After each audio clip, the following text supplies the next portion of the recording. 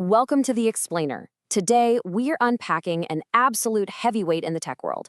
I'm talking about the ultimate, everything but the kitchen sink superphone of 2026, the Samsung Galaxy S26 Ultra. We're going to take Samsung's very slick marketing and put it head-to-head with the Guardian's objective, hands-on review to see what this device is actually like to use in everyday life. But hey, before we dive into it, make sure you like, share, and subscribe to the channel. Oh, and if you're already itching to upgrade, definitely click the link in the description below for the latest discounts on the S26 Ultra. All right out of the gate, we have to talk about the elephant in the room, and that is this massive premium price tag. At $1,299 or £1,279, this is an incredibly expensive piece of technology. I mean, let's be real. When you're paying that kind of money, you are expecting absolute perfection, right? So the big question we're answering today is this: do Samsung's towering marketing claims actually hold up against the cold, hard reality of a rigorous tech review? Let's find out. Here is our roadmap for today. First, the 2026 Android Superphone. Second, the killer privacy display. Third, power, heat, and battery. Fourth, 200 megapixels of power. Fifth, the AI reality check. And finally, the final verdict. Okay, kicking things off with Section 1, the 2026 Android Superphone. So let's look at the specs. On paper, Samsung is really highlighting some specific physical refinements for this year's model. They're boasting a massive 6.9-inch screen, which sits inside their new Armor aluminum frame. They're also emphasizing that this is their slimmest Ultra yet, coming in at just 7.9 millimeters thin. It weighs 214 grams, which, if you're wondering, is roughly the weight of a roll of nickels, so it's definitely got some solid heft to it. The marketing paints this picture of a device that's tough but incredibly sophisticated with these nice smoothed-over ergonomic corners. But how does that actually translate to the real world? Well, the Guardian's Samuel Gibbs pointed out that it actually kind of loses its monolithic slab vibe and ends up looking a bit more generic. And here's the kicker. While that new aluminum frame looks great out of the box, it's actually softer than last year's titanium. That means it scratches and picks up scuff marks way more easily. Plus, despite being technically lighter, make no mistake, this is still a two-handed beast of a phone for most daily tasks. Moving on to Section 2, the killer privacy display. Now, this is a world first for a smartphone, at least without needing to buy one of those sticky aftermarket screen protectors. The privacy display is a built-in screen feature that intentionally reduces your viewing angles. It acts exactly like those security screens you might have seen on business laptops. So imagine you're sitting next to someone on a crowded train, or there's a shoulder surfer behind you in the grocery checkout line. To them, your screen just looks dim and totally unreadable. But to you, looking at it straight on, perfectly clear.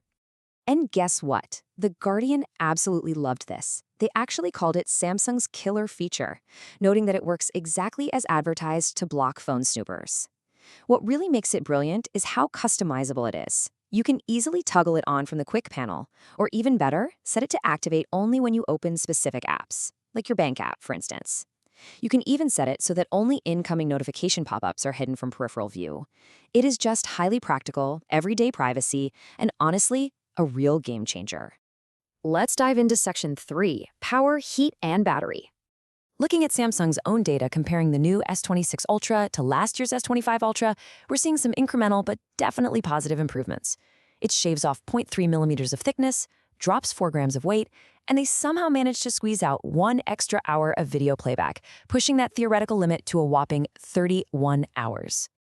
Under the hood, the S26 Ultra packs the customized Snapdragon 8 Elite Gen 5 chip.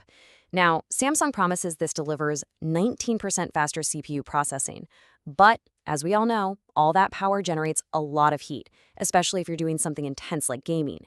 To combat this, Samsung threw in their largest vapor chamber ever. This dissipates heat faster and provides 21% greater thermal performance, so your phone shouldn't feel like a hot potato after a gaming session. So how does this actually translate to getting through your day? Beautifully, it turns out. Samsung claims 31 hours of continuous video playback, right? Well, in real-world mixed usage, The Guardian found the battery life to be downright excellent. They experienced a solid 2 days between charges, and that included 8 active hours of screen time across Wi-Fi and 5G. It is highly performant and will comfortably outlast even your absolute heaviest days of use. Okay, flipping the phone over for Section 4, 200 megapixels of power. The back of this phone features a really impressive 4-camera array. The absolute headliner is the massive 200-megapixel main camera, but it's also got a 50-megapixel 5x telephoto, a 50-megapixel ultrawide, and a 10-megapixel 3x telephoto. Samsung heavily markets their nightography capabilities here. For this year's model, they've widened the apertures. Specifically, they made the main camera 47% brighter at f1.4 and the 5x telephoto 37% brighter at f2.9. Basically, that means they collect significantly more light in dark environments. And to translate that jargon into reality, the Guardian's review confirms that these upgraded, faster lenses actually make a huge difference. Because the lenses let in more light, the camera can use faster shutter speeds in the dark. So if you're trying to capture a moving pet or a person at night, you get significantly less blurry shots. On top of that, that faster 5x telephoto lens produces a much better natural depth of field. You get that beautiful, pleasing background blur for portraits, and you don't even need to use the artificial software portrait mode to get it. All right, Section 5, the AI reality check. It's 2026, so obviously the S26 Ultra is packed with AI assistants in literally every corner. Samsung highlights features like Photo Assist for natural language voice edits, Creative Studio for turning your photos into custom stickers, and something called Now Nudge, which gives you contextual prompts based on whatever is currently on your screen. Oh, and it also gives you a choice of 3, yes, 3, built-in chatbots, Samsung's own revamped Bixby, Google's Gemini, and Perplexity. To show you how Samsung envisions this working, let's look at the Photo Assist feature. It is incredibly simple and procedural. Step 1, you just select a photo of your dog from the gallery. Step 2, you type or just say a natural prompt out loud like add a birthday cake. Step 3, Galaxy AI processes the request and magically generates a new, modified image with birthday accessories added in. It's designed to be completely frictionless. However, this is where The Guardian provides some necessary narrative friction. While they noted that smaller tools like transcription and call assist work really well, the overarching AI capabilities just felt kind of overhyped for now. They did like the proactive Now Nudge system, like when it suggests sharing recent photos in a messaging app, but they found the inclusion of so many chatbots totally redundant. I mean, as the reviewer noted, with Google's incredibly powerful Gemini baked right in, it's hard to see why you would ever bother using Bixby or handing tasks off to Perplexity. It all ends up feeling like a bit of software clutter. And that brings us to Section 6, the final verdict.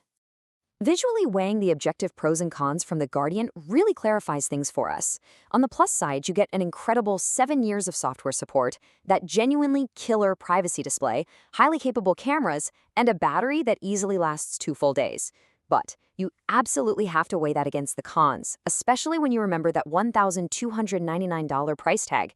It is extremely expensive, its huge size practically requires 2 hands, the new aluminum frame scratches easier, and the smooth design feels a bit more generic than past models. The Guardian's conclusion is actually quite definitive here. If you want absolutely everything and the kitchen sink, this is undoubtedly the most capable slob phone on the market.